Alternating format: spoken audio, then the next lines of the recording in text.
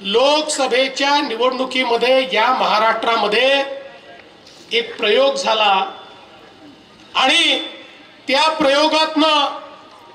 एक प्रकारे वोट जिहाद अशा प्रकारची व्यवस्था उभी राहिली आणि राष्ट्रीय विचारांना पराजित करण्याकरता काही लोक एकत्रित आली आणि ज्यावेळेस हे षडयंत्र लक्षात आलं त्यावेळी मी असेल, शिंदे साहेब असतील, आम्ही सगळ्यांनी या महाराष्ट्रातल्या आध्यात्मिक शक्तीला आवाहन केलं आणि आम्ही परमपूजनीय रामगिरी महाराज आणि इथले जेवढे आध्यात्मिक संत आहेत त्यांना हे सांगितलं, हे राजकीय आक्रमण नाही आहे,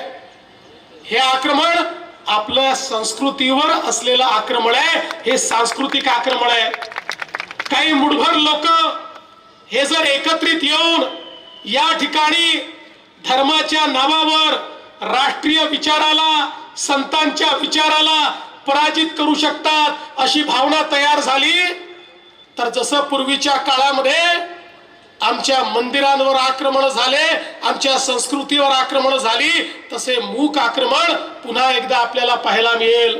सरकार येतील, सरकार जातील, खुर्ची कोणाचीच परमनंट राहत नाही, पण आपला देश आणि आपला धर्म